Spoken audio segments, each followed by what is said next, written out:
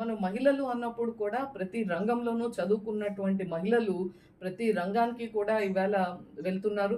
Civil engineering మనం చీనా bridge లాంటి ఒక ప్రపంచంలోనే అత్యంత ఎత్తైనటువంటి బ్రిడ్జ్‌లో ఆ యొక్క నిర్మాణంలో మాధవీలత లాంటి ఒక మహిళ పాత్ర ఎలా ఉందో మనం చూసాం. కాబట్టి ఈ యొక్క ఆల్ ఇన్ ఆల్ మన అటు స్టేట్ బడ్జెట్ కానీ, ఇటు కేంద్రం ప్రవేశపెట్టినటువంటి బడ్జెట్ కానీ, ఈ యొక్క రాష్ట్ర పునర్నిర్మాణ బడ్జెట్‌గా మనం చెప్పుకోవచ్చు.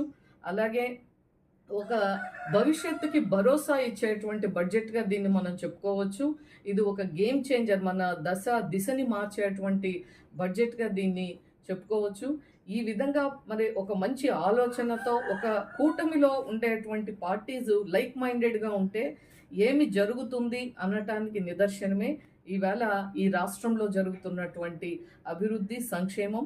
దానికి పూర్తి సహకారం ఇస్తున్నటువంటి కేంద్రంలో ఉన్నటువంటి కూటమి, భారతీయ జనతా పార్టీ, అలాగే ప్రధానమంత్రి నరేంద్ర మోడీ గారి యొక్క కలలు, వారి యొక్క ఆకాంక్షలు, ఈ రాష్ట్రం పట్ల వారికి ఉన్నటువంటి చూపు. ఎందుకంటే ఈవేళ ఆంధ్రుల మదిలో మోడీ, మోడీ మదిలో ఆంధ్రులు అన్నటువంటి విధంగా ఈవేళ ఆంధ్రప్రదేశ్ అభివృద్ధిలో భారతీయ జనతా పార్టీ పోషిస్తున్నటువంటి తీరుకి అందరం కూడా భారతీయ జనతా పార్టీ పట్ల, భారతీయ జనతా పార్టీ నుండి మేము కూడా అభినందనలు, కృతజ్ఞతలు మా యొక్క పార్టీకి, అలాగే రాష్ట్రంలో ఉన్నటువంటి కూటమి ప్రభుత్వానికి, ముఖ్యమంత్రి చంద్రబాబు నాయుడు గారికి తెలియజేస్తాం.